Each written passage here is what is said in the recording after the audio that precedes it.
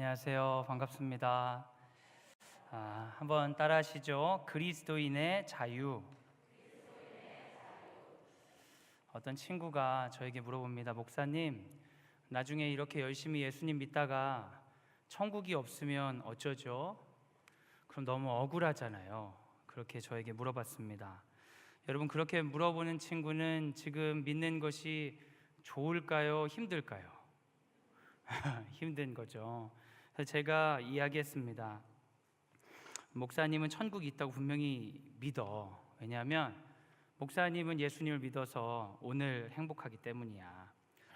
사랑하는 여러분, 많은 사람들이 예수님을 믿으면 자유와 해방과 구원을 경험하고 살아야 될 것 같은데, 어떤 분들은 천국에 대한 두려움과 걱정과 의무감으로 신앙생활을 한다는 분들이 있습니다. 실제로 제가 교회에서 있다 보니까 참 안타까운 모습들을 보게 되는데, 제가 고등부 목사로 설교한 지가 한 9개월 정도 되었어요. 근데 별의별 친구들을 보게 됩니다. 어떤 친구들은 부모님이 아침에 차를 딱 태워주고 부모님 가면 엄마 잘 가 하고 부모님 차가 사라질 때까지 기다렸다가 본인도 어디로 같이 사라지는 거예요. 그래서 부모님 오실 때쯤 어떻게 나타나서 고등부엔 나온 적이 없는데 엄마는 계속 고등부에 다니는 줄 아는 그런 아이도 있고요. 들어왔다가 출석 체크를 하고 설교 시간에 나갔다가 끝날 때 기가 막히게 돌아오는 친구들도 있다고 합니다. 화장실에 가서 앉아있는 아이, 편의점에 가는 아이 등 부모님께 억지로 끌려온 아이들이 어떻게든 부모에게 예배 드렸다고 속이고 돌아가려는 경우가 있습니다. 그런 아이들을 잡으러 가고 달래고 혼내는 선생님들을 보면서 참 고생이 이만저만이 아니다, 그렇게 여겨질 때가 있습니다.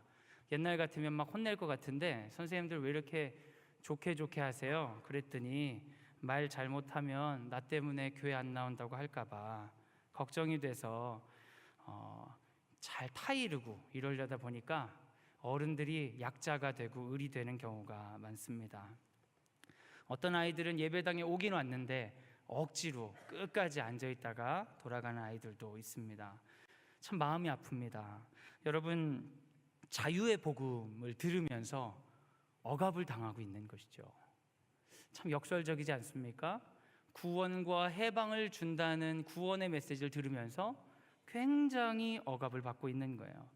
근데 교육 전문가도 아니고 자원봉사 집단인 우리 고등부 교사들이 자기를 희생하면서 예수를 전하려고 따라다니는 모습이 어떻게 보면 좀 이상해 보이기까지 합니다. 사랑하는 여러분, 여러분들은 어떠십니까? 예수님을 믿는 것이 참 자유와 기쁨이 되십니까? 아니면 억지로 혹시나 천국에 못 갈까봐 무서워서 앉아 계시지는 않습니까? 성경은 분명히 천국에 가기 전에, 천국에 들어가서가 아니라 천국에 가기 전에 하나님 나라의 놀라운 자유와 기쁨이 믿는 자들에게 있다고 이야기합니다. 로마서 5장 2절 함께 읽겠습니다. 시작. 또한 그로 말미암아 우리가 믿음으로 서 있는 이 은혜에 들어감을 얻었으며 하나님의 영광을 바라고 즐거워하느니라. 아멘. 구원받은 사람이 즐거워한다는 겁니다. 그런데 이 기쁨이 세상이 주는 기쁨과는 조금은 다른 기쁨입니다. 왜냐하면 하나님의 영광을 보는 기쁨이기 때문이지요.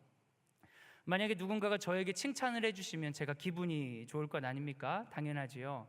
근데 누군가 저에게 비난을 하고 욕을 하고 제가 하려는 걸 하지 말라고 해도 기쁘다면 그 기쁨은 좀 더 다른 기쁨이겠지요.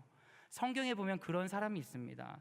사도행전에 등장하는 스데반입니다. 스데반은 자신을 보고 분노하고 이를 갈고 고발하는 사람들 앞에서 천사와 같은 얼굴을 하고 있었습니다. 사도행전 6장 15절 같이 읽겠습니다. 시작. 공회 중에 앉은 사람들이 다 스데반을 주목하여 보니 그 얼굴이 천사의 얼굴과 같더라. 아멘. 자신을 죽이려고 하는 자들 앞에서 두려워하거나 투쟁하지 않고 천사와 같은 얼굴로 전도할 수 있었던 이유는 무엇일까요? 사도행전 7장 55절에 나옵니다. 같이 읽겠습니다. 시작. 스데반이 성령 충만하여 하늘을 우러러 주목하여 하나님의 영광과 및 예수께서 하나님 우편에 서신 것을 보고. 아멘. 세상이 보이지 않는 주님을 보았기 때문입니다. 스데반은 여러분 천국 가기 전에 이미 구원을 경험했습니다.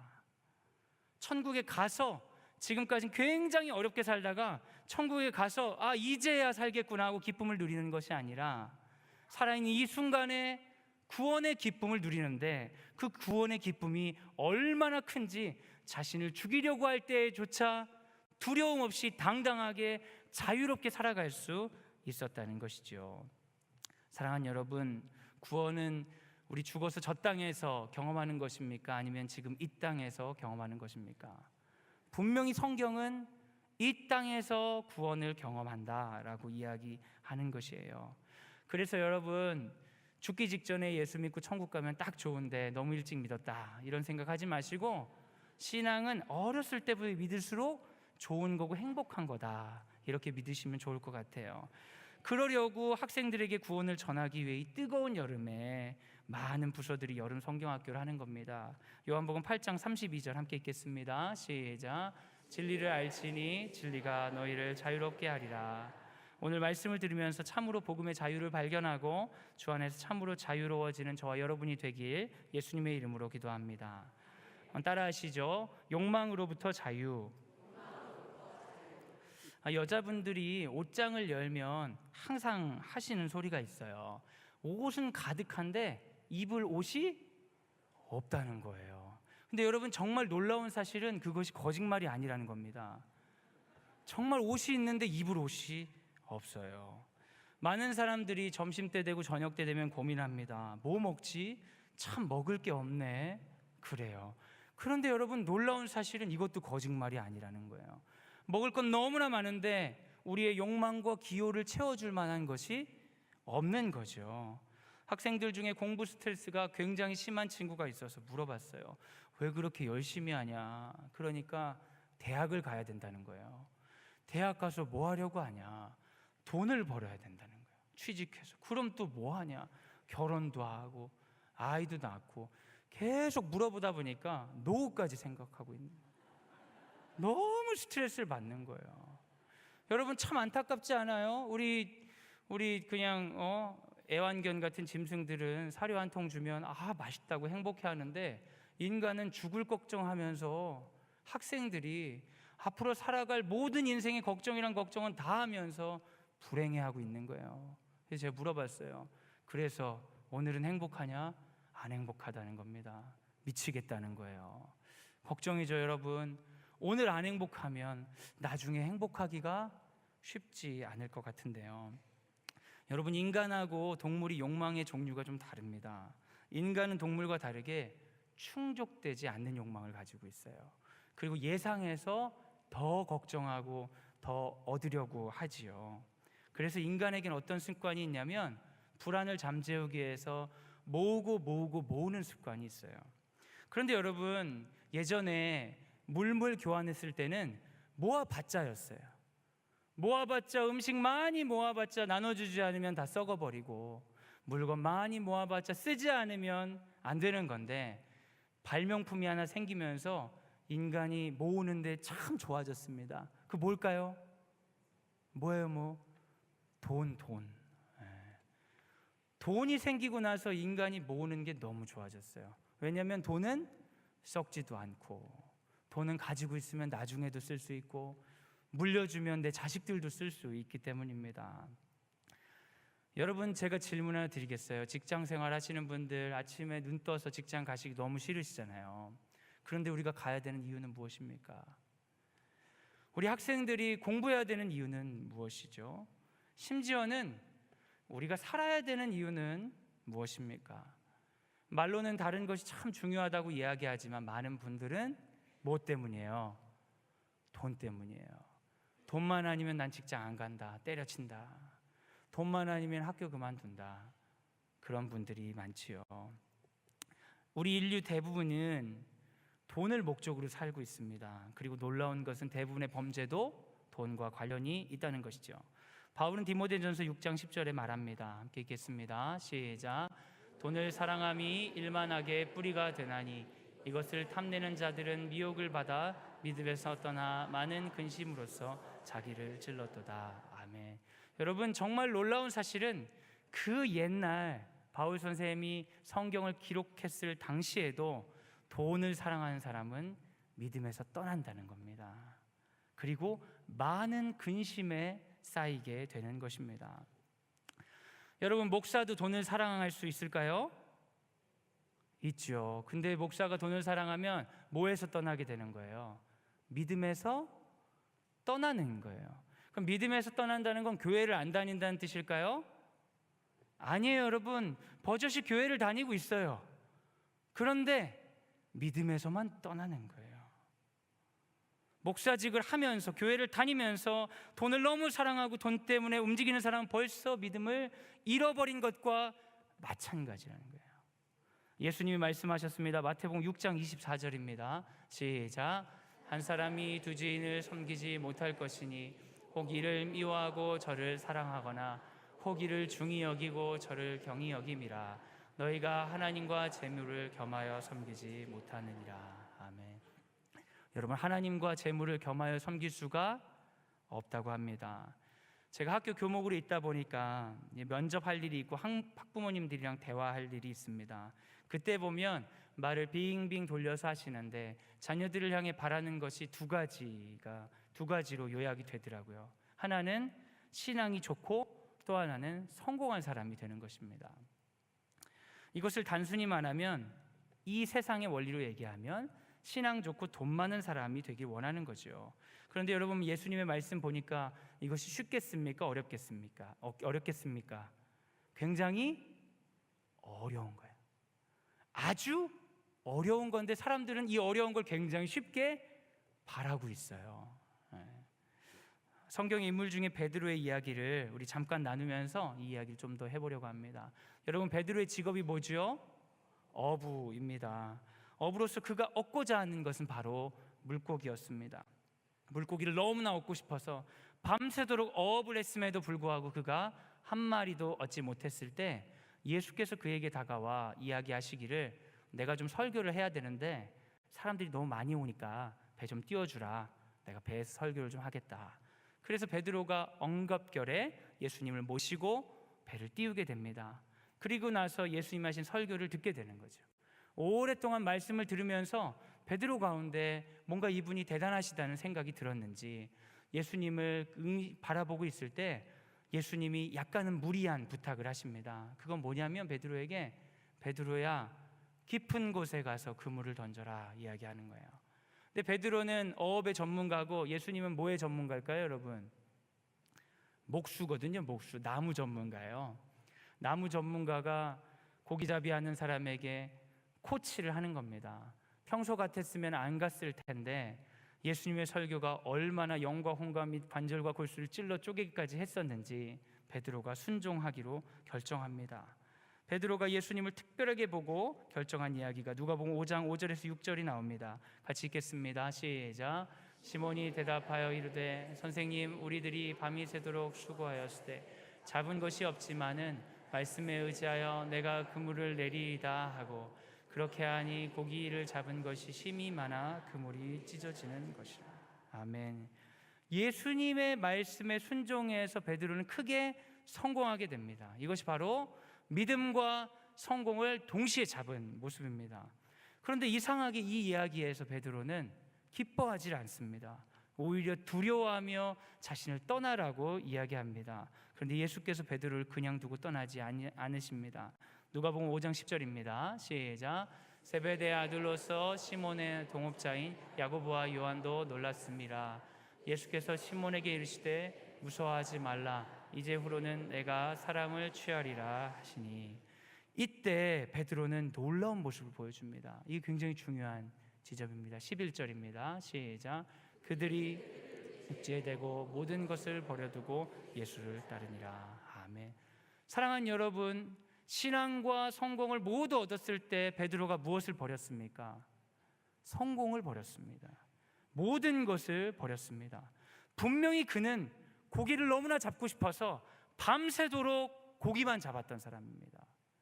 그 다음날 예수를 만날 것을 조금도 기대하지 않았던 사람이에요. 그런데 예수를 만나고 그가 밤새도록 그렇게 갈망했던 고기를 버리는 것이에요.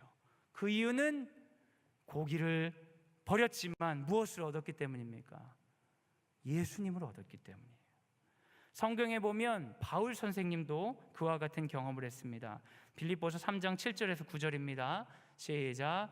그러나 무엇이든지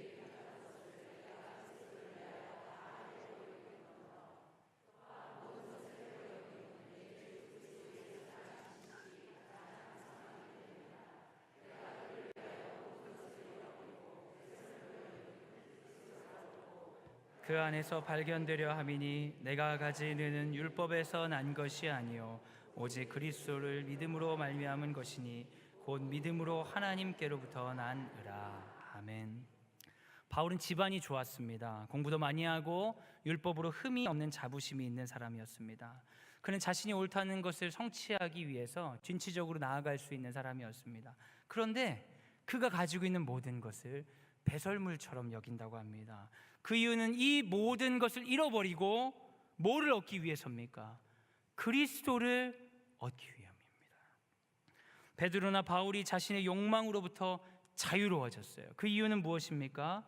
모든 것을 버려도 될 정도로 소중한 예수를 발견했기 때문입니다. 예수 안에 깊이 잠겼기 때문입니다. 마태복음 13장 44절 같이 읽겠습니다. 시작. 천국은 마치 밭에 감추인 보화와 같으니 사람이 이를 발견한 후 숨겨두고 기뻐하며 돌아가서 자기의 소유를 다 팔아 그 밭을 사느니라. 아멘. 예수님을 만나는 기쁨은 이와 같습니다. 감추인 보석이 있는 밭을 본 것처럼 자기가 가진 모든 소유를 팔 수 있는 기쁨입니다. 사랑하는 여러분, 예수님을 만납시다. 그런데 여러분 생각해 보면 예수님은 늘 우리와 함께 하신다고 하지 않았나요? 그렇죠? 그런데 이제 와서 왜 또 예수님을 만나라고 할까? 어차피 나와 함께 계셨는데 나는 그럼에도 불구하고 왜 자유를 누리지 않을까? 못할까? 이런 생각해 보지 않으셨어요?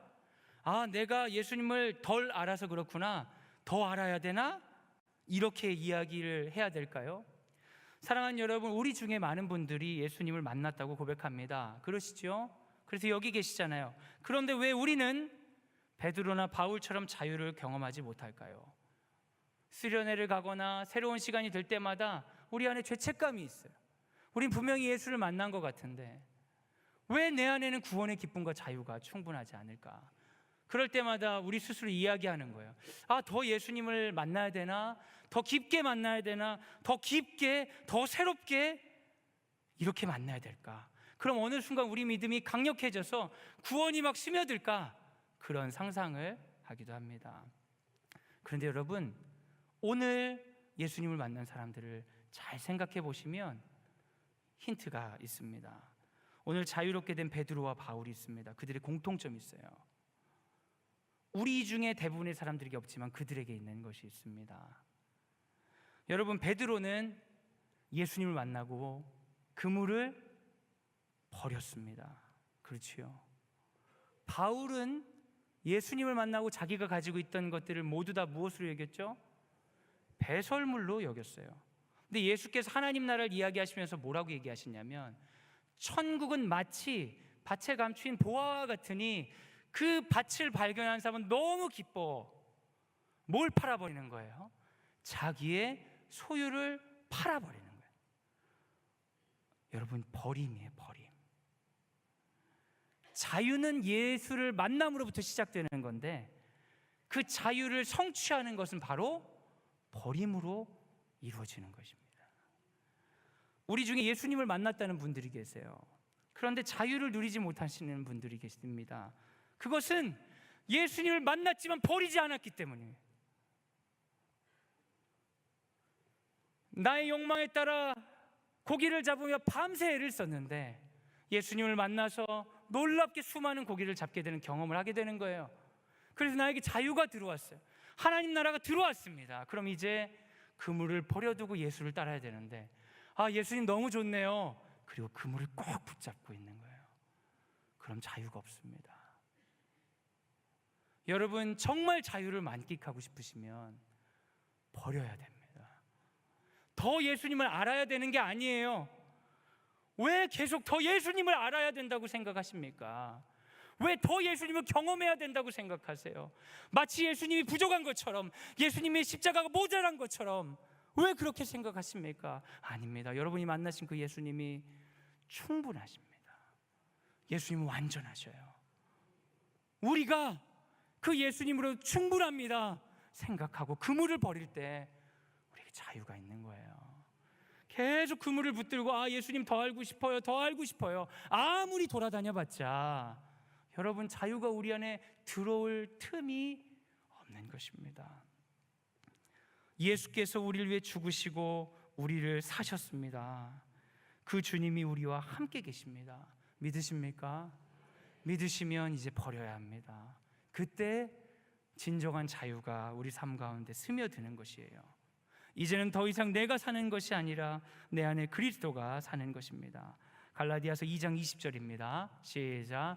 내가 그리스도와 함께 십자가에 못 박혔나니 그런즉 이제는 내가 사는 것이 아니요 오직 내 안에 그리스도께서 사시는 것이라. 이제 내가 육체 가운데 사는 것은 그를 사랑하사 나를 위하여 자기 자신을 버리신 하나님의 아들을 믿는 믿음 안에서 사는 것이라. 아멘. 내가 주인일 때 남들보다 더 많이 갖는 것이 목표가 되지만 이제는 내가 사는 것이 아니라 주님이 사시는 것이기 때문에 나는 어떠한 것을 소유하지 않아도 존귀한 사람이 됩니다. 사랑하는 여러분, 세상의 속물들이 이야기하죠. 돈은 어느 정도 있어야 되고 직업은 어떠해야 되고 자녀들은 어떠해야 된다고. 그렇지 않으면 우리 스스로가 존귀하지 않은 사람 같고 비참하게 보이지요. 아닙니다, 여러분. 예수께서 우리를 사셨습니다.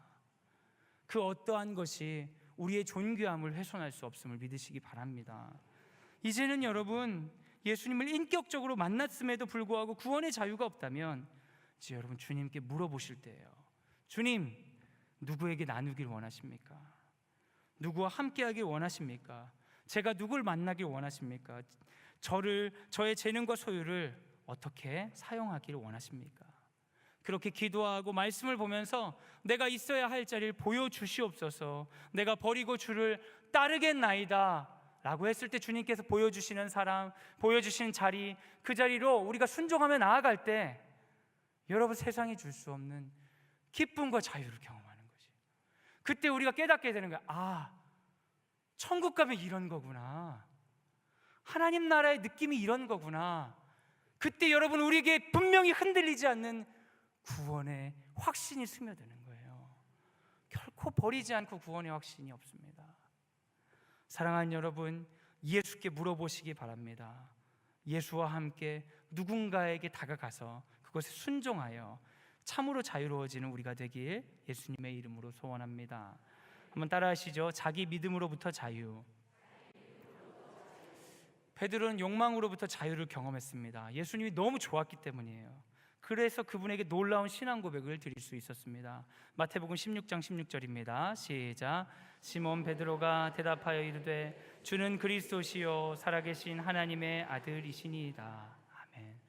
베드로는 사실 예수님을 참으로 잘 믿은 건 아니었어요, 사실. 그런데 자기도 모르게 너무 대단한 고백을 한 거지요. 착각입니다. 그런데 베드로가 왜 착각했는지를 알 수 있냐면 그 다음 구절을 보면 알 수 있어요. 예수님을 제대로 고백했지만 그 예수님이, 베드로는 자기가 원하는 대로 움직이기를 원했어요. 예수님이 나의 주인이시니 나를 이끄시는 대로 가겠습니다가 아니라 주님, 당신은 정말 구세주니까 내 맘대로 움직이셔야 됩니다 라고 이야기했던 거예요. 마태복음 16장 22절을 함께 읽겠습니다. 시작. 베드로가 예수를 붙들고 항변하여 이르되 주여 그리 마옵소서, 이 일이 결코 주께 미치지 아니하리이다. 아멘. 신앙 고백을 한 기특한 베드로에게 예수님이 힌트를 주십니다. 베드로야, 사실 나 십자가에서 죽을 거야. 그런데 베드로가 기다렸다는지 하는 말이 안 됩니다. 이제야 겨우 구주가 되셨는데 어디서 죽으시려고요? 그럴 일이 있을 수 없습니다. 베드로는 예수님을 지키고 예수님을 보호하는 것이 예수님을 위한 일이라고 생각했지만 그것은 예수님을 위한 게 아니라 철저히 누구를 위한 일이었어요? 자기를 위한 것이었어요. 이것은 자기도 모르는 사이에 금송아지를 숭배하는 우상 숭배와 완전히 똑같은 모습입니다. 겉으로 보기에는 신앙적이지만 우상 숭배를 하고 있는 베드로에게 예수님이 무섭게 불호령을 내리십니다. 마태복음 16장 23절입니다. 시작. 예수께서 돌이키시며 베드로에게 이르시되 사탄아 뇌 뒤로 물러가라. 너는 나를 넘어지게 하는 자로다. 내가 하나님의 일을 생각하지 아니하고 도리어 사람의 일을 생각하는도다 하시고. 아멘. 예수님을 너무 좋아해서 세상을 버리고 교회로 들어올 수 있습니다. 굉장히 신앙이 좋은 것처럼 보이죠? 그러나 여러분, 들어와서 예수님보다 내 믿음이 중요해진 사람들이 많습니다. 그런 사람들은 자유가 없어요. 믿음 안에 있지만 자유가 없어요. 왜냐하면 그들은 사탄에게 꾀임을 받았기 때문이에요. 교회 안에 사탄이 역사할 수 있을까요? 없을까요? 있어요. 예수를 구주로 고백하는 사람들 사이에 사탄이 있을 수 있을까요? 없을까요? 있어요. 심지어 예수님께도 사탄이 왔었는데 왜 우리에게 없겠습니까? 여러분, 기독교 역사를 통해 우리는 다양한 색깔의 믿음이 있음을 알 수 있습니다. 믿음이 다른 거예요. 얼마 전에 전 대통령이신 박근혜 씨가 박근혜 씨 퇴진 운동을 하면서 기독교 세력이 두 가지로 나뉘어진 일이 있었습니다. 여러분 아실지 모르겠어요. 한쪽은 태극기를 흔들고 하나님이 세우신 대통령을 지켜야 한다 이렇게 얘기했어요. 한쪽은 촛불을 들고 불우한 정권이 심판받는 것이 하나님의 뜻이다 라고 이야기했어요. 그럼 믿지 않는 사람들이 두 집단을 보면서 궁금한 거예요. 도대체 하나님은 어떤 분이야? 여러분, 하나님은 어떤 분이죠? 실제로 역사 가운데 그런 적이 있었습니다. 미국의 남북전쟁 같은 거 들어보셨죠? 남군과 북군이 전쟁을 하는데 양쪽 다 하나님을 잘 믿는 거예요. 그래서 전쟁하기 전에 기도하고 전쟁했어요. 하나님, 북군을 싹 물리쳐게 해 주시옵소서. 남군에서도 기도하는 거야. 거꾸로 하나님 남군을 싹 물리치게 해 주시옵소서. 그러면서 각 군대 군목들도 있었어요. 걱정하지 말라고, 이 전쟁은 하나님 기뻐하신 일이니까 여기서 희생하면 천국 간다고. 근데 이상하지 않아요, 여러분? 도대체 하나님 어떤 분이죠? 사랑하는 여러분, 놓치시면 안 되는 것이 있어요. 그건 바로 자기의 믿음을 믿는 믿음이에요. 내가 믿고 있는 바를 믿는 거예요. 하나님을 믿는 게 아니라 내가 믿고 있는 바를 철저하게 믿는 거예요. 내 하나님이 이런 분이야. 그런데 사실은 그 뒤에는 자신의 권익이나 자기 집단의 이익을 믿고 있는 거예요. 그런 사람들의 특징이 뭐냐면 이 하나님만 진짜고 다른 하나님은 가짜야 라고 말하는 게 많죠. 이런 사람들에게 자유가 있겠습니까? 이 믿음만 진짜라고 하기 때문에 이 진짜인 믿음을 수호하기 위해서 강박적으로 사는 거예요. 불안해. 이 믿음으로 벗어나면 심판받을 것 같아. 그리고 다른 사람은 이 믿음을 기준으로 정죄하는 거죠. 아주 독단적인 사람이 되는 겁니다. 결코 믿음 안에 자유가 없는 거예요. 중세 시대에 마녀 사냥이 있었습니다. 들어보셨어요? 그 시대에 아주 시대가 좋지 않았어요. 전염병이 굉장히 심했고요. 경제 위기가 있었고 기상 악화가 있었어요. 그때 당시에는 교회가 세상을 다스렸는데 세상이 어지러우니까 하나님을 원망할 수밖에 없는 상황이 되니까 교회들이 권위를 보호하기 위해 무슨 이야기를 하기 시작했냐면, 지금 이러한 고통이 있는 것은 세상에 악한 권세들이 역사하기 때문이다. 그리고 이 악한 권세들은 유약한 여성들을 중심으로 공략하기 때문에 여성들 중에 마녀들이 일어나고 있다. 그리고 그 마녀들은 매우 조직적으로 교회와 하나님 나라를 무너뜨리려 하고 있다 라고 선전하기 시작했어요.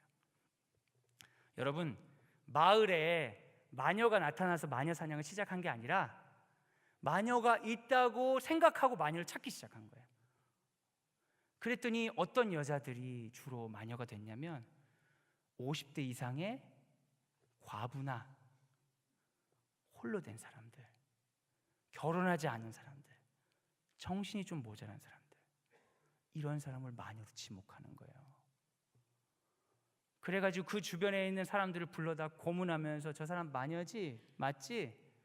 그래서 마녀라고 실토하게 하고 그 부족하고 약하고 도와줄 보호해줄 사람 없는 여성들을 불러다가 너 마녀지? 마녀라고 이야기할 때까지 고문하다가 고문에 견디지 못해 마녀라고 이야기했을 때 마녀를 잡았다 하고 태우고 죽이는 거예요. 여러분, 그 일을 교회가 했었습니다. 너무 안타깝죠. 이러한 믿음이 중세에 퍼지면서 추정치로 여성들, 그 중에 약한 여성들이 4만에서 6만 명이 죽었다고 합니다. 시간이 지나고 보니까 이것은 교회와 성직자들이 한 대규모의 사기극이었어요. 교회의 권익을 보호하기 위한 것이죠. 자신들이 세상의 위기 가운데 책임지고 고통에 동참하는 것이 아니라 누군가 탓할 사람이 필요해서 희생양을 찾은 것이었어요. 자기들을 보호하기 위해 그렇게 믿어버린 거죠. 그런데 염치도 없이 그 믿음을 사람들에게 가르치는 거예요. 여러분, 이 말도 안 되는 일들이 교회를 통해 이루어졌습니다. 그들은 예수의 이름으로 이 일들을 행했고 교회에서 성직자들 중심으로 행했습니다. 그러나 그들의 믿음은 가짜였죠. 왜냐하면 그들은 하나님의 뜻보다 무엇이 더 중요했어요? 자신들의 믿음이 더 중요했다는 거예요. 여러분, 믿음 생활하다가 그러실 수 있어요. 하나님을 믿는 것이 아니라 나의 믿음을 믿어버리는 거예요. 이 믿음을 포기하면 안 될 것 같아서. 지금 이 시대에도 이러한 우상 숭배적인 믿음이 존재할까요? 있습니다.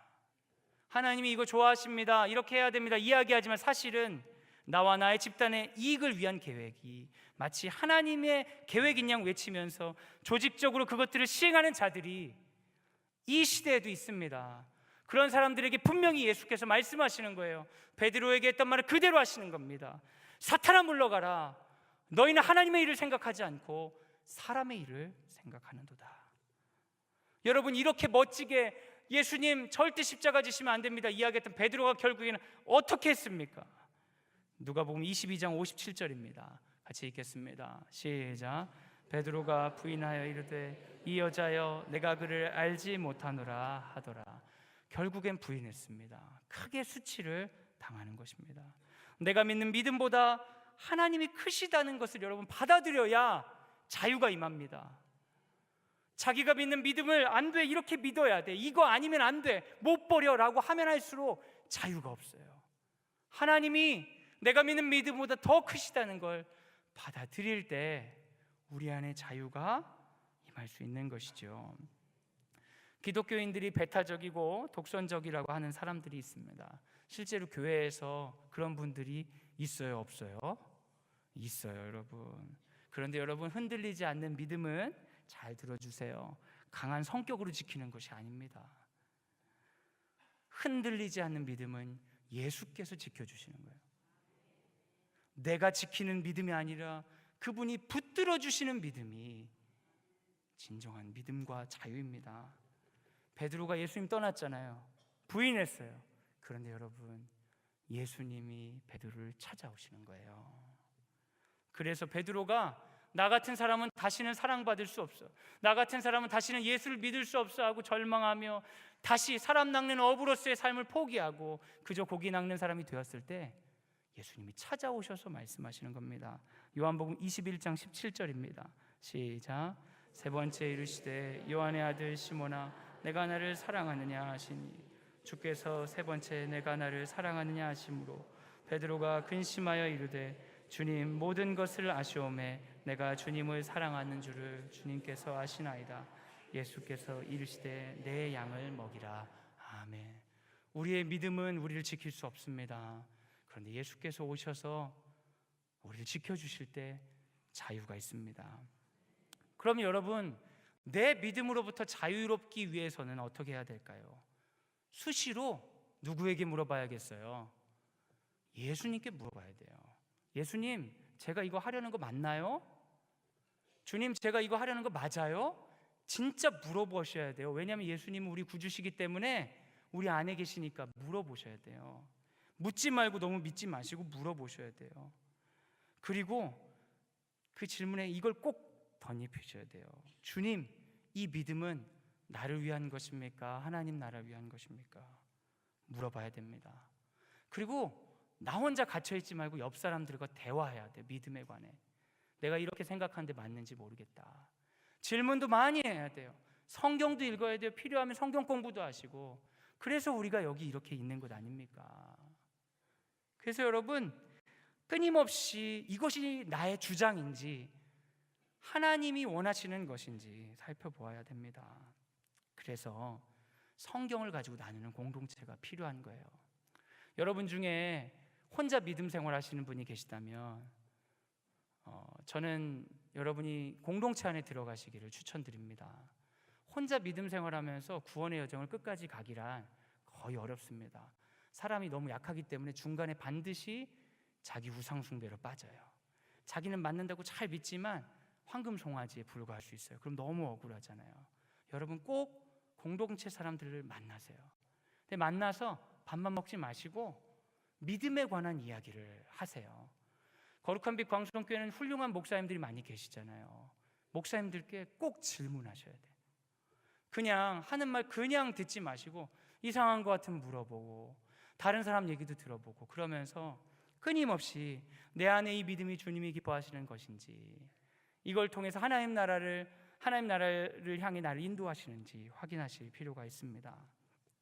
내 확신보다 더 크신 주님을 통하여 믿음의 자유를 경험하는 우리가 되길 예수님의 이름으로 소원합니다. 따라하시죠. 계획으로부터 자유.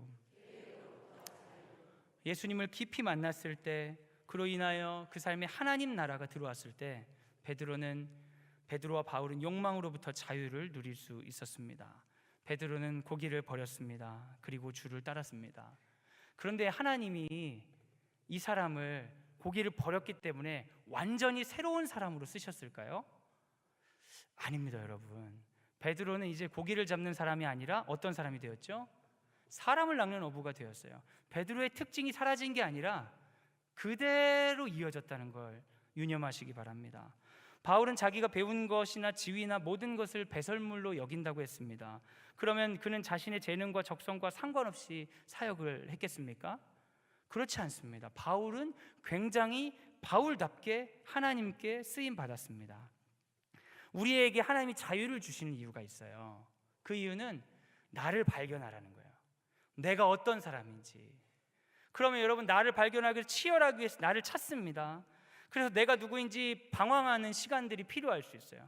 그러다가 나를 딱 찾았다. 그러면 그 자유를 어떻게 해야 돼요? 예수께 드리는 거예요. 그게 그리스도인입니다. 그리스도인의 자유는 내 자유를 꼭 잡고 있는 게 아니라 내가 어떤 사람인지 찾기 위해서 방황도 하고 이것도 해보고 저것도 해보다가 내가 이런 사람이구나 라고 발견하면 나의 주권을 온전히 주님께 드려서 나답게 하나님 나라를 위해 쓰임받는 것이에요. 그래서 여러분, 그리스도인들은 성경만 공부할 뿐만 아니라 끊임없이 자기를 돌아볼 수 있어야 됩니다. 요한복음 21장 18절입니다. 같이 한번 읽겠습니다. 시작. 내가 진실로 진실로 내게 이르노니 내가 젊어서는 스스로 띠띠고 원하는 곳으로 다녔거니와 늙어서는 내 팔을 벌리리니 남이 내게 띠띠우고 원하지 아니하는 곳으로 데려가리라. 아멘. 베드로가 부활하신 주님을 만나고 들은 이야기입니다. 너에게 자유가 있었는데 이제 자유가 없을 거야. 그런데 여러분, 자유가 없을 거야라고 이야기한 베드로가 억압된 삶을 사는 것이 결코 아닙니다. 그는 아주 즐겁게 하나님 나라를 맞이하는 마음으로 순교의 자리까지 걸어갔습니다. 세상이 막을 수 없는 자유였죠. 베드로답게 사람을 낚는 어부로 그렇게 살았던 것입니다. 저는 최근 교회사 인물 중에 서서평 씨에 대해 알게 되었습니다. 그분의 일대기를 잠시 소개하려고 합니다. 서서평 선교사는 엘리자베스 쉐핑이라는 이름의 여성입니다.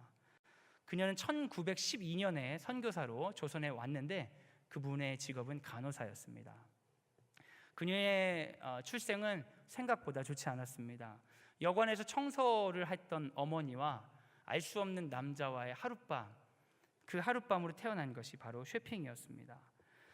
어머니가 이 아이를 낳자마자 아이가 짐이 된다고 생각하고 독일에서부터 미국으로 떠나버립니다. 그리고 쉐핑은 부모님 없이 조부모의 손에 크게 되죠. 그런데 9살에 조부모가 돌아가셔요. 그러고 나서 엄마를 찾아 어렵게 미국으로 갑니다. 그런데 엄마가 벌써 살림을 차리고 있으니까 이 쉐핑을 맞이해 주질 않는 것이에요. 그 쉐핑이 또 한 번 버림받게 됩니다. 버림받은 쉐핑이 어떻게 살아보려고 찾다가 간호전문학교에 들어가게 됩니다. 그리고 나서 하나님의 은혜를 받아서 뉴욕에 있는 신학교까지 들어가게 되는 거예요.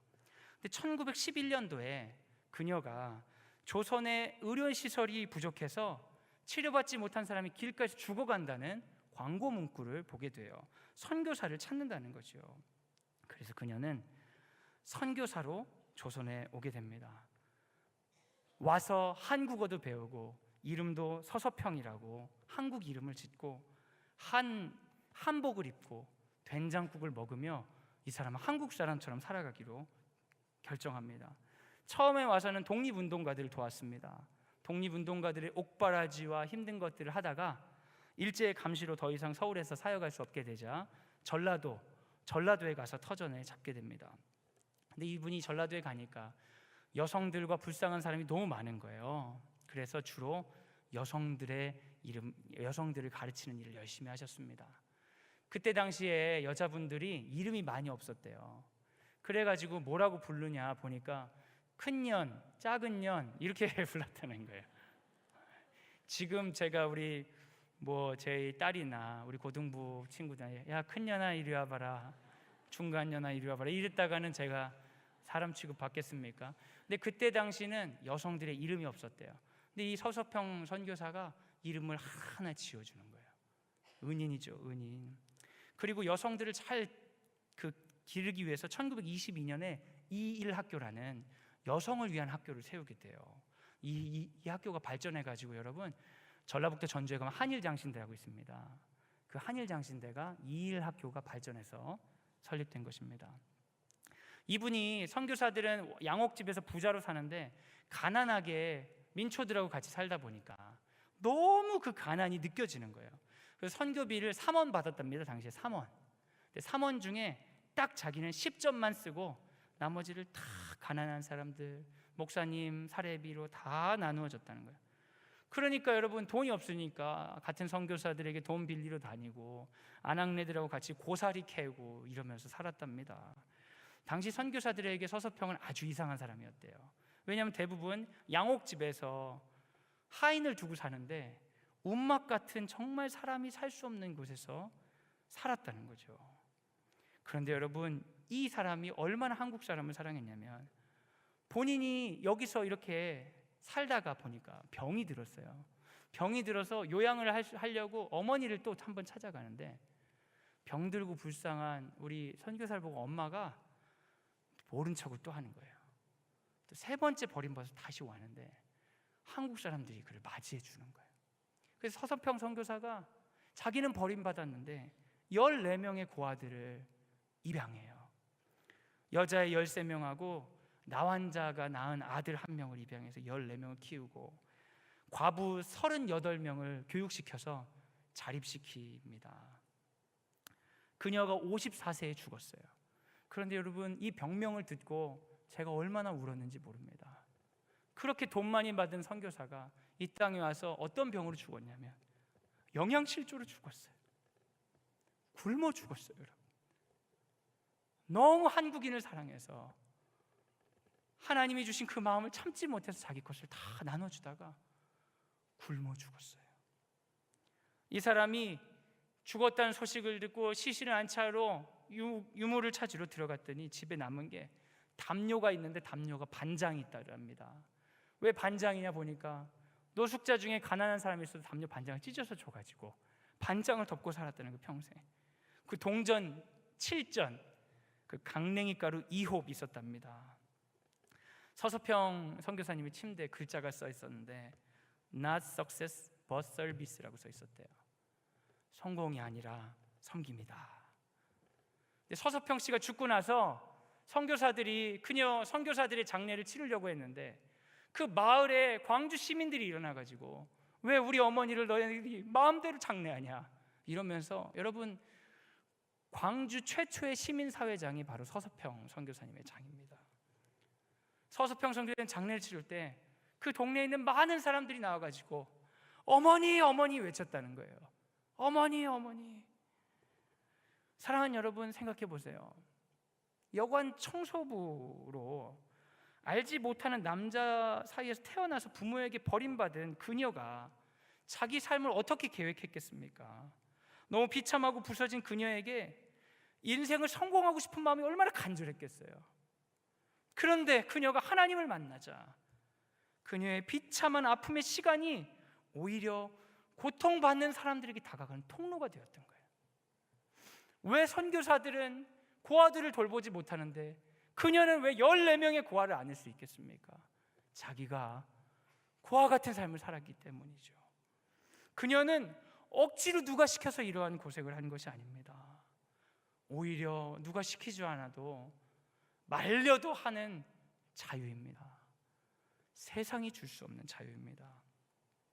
영양실조로 생을 마감할 정도로 자신의 생명을 넘어서는 자유입니다.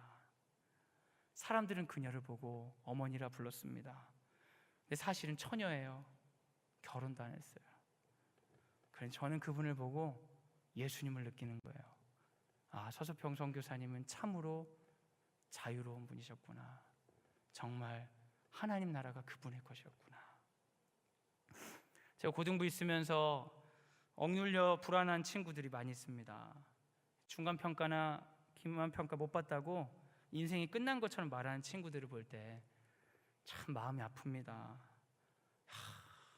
너를 향한 하나님의 계획이 무궁무진한데, 너답게 하나님께 쓰실 일이 분명히 있는데, 너의 아픔조차, 너의 재능조차 하나님이 쓰실 일이 분명히 있는데, 그런데 이 친구들이 너무 실패하기 싫으니까 오늘의 자유를 반납해버리는 거예요. 아, 믿을 수 없어요. 저는 원래 이런 사람입니다. 그런데 여러분, 주님은 남들이 완전히 실패했다고 하는 사람들조차 사용하셔서 예수님처럼 쓰십니다. 예수님처럼 쓰십니다. 사랑하는 여러분, 허황된 계획을 세우지 마시기 바랍니다. 높은 곳에 올라가 세상을 지배하려고 애쓰지 마시기 바랍니다. 그 계획을 지키고 실행하기 위해 얼마나 많은 불행과 억압을 끌어안고 계십니까? 예수를 믿으면서도 얼마나 자유 없는 삶을 살고 계십니까? 하나님의 계획에 나를 들이시기 바랍니다. 여러분이 누구인지 발견하기 위해서 열심히 노력하셨고 좌충우돌하셨다면, 아, 내가 이렇구나, 내가 좀 이런 거 잘할 수 있겠구나, 이렇게 쓰임받을 수 있겠구나, 그런 게 보이시면 이제는 주님께 드리고 주의 일을 하세요. 그때 자유가 있습니다. 전부 다 목사라는 것이 아닙니다. 여러분이 살고 있는 그 현장에 여러분답게, 참으로 나답게 쓰시는 그 하나님 나라를 만들어 가라는 것이지요. 다들 높아지려고 할 때 주변을 돌아보고 사회를 돌아보시기 바랍니다. 나만 바라보고 내가 어떻게 올라갈지 생각할 때 보이지 않았던 것이 보이기 시작하는데, 와, 추수할 것은 많은데 일꾼이 없구나. 예수님의 음성이 살아서 꿈틀거리는 것을 여러분 경험하실 수 있을 것입니다. 우리 주변에 하나님 나라를 기다리는 고통당하는 사람들이 많이 있습니다. 복음을 전하고 사랑하는 것에 나의 재능과 능력을 사용하시기 바랍니다. 사랑하는 여러분, 주의 소유가 되어 나를 주님께 드립시다.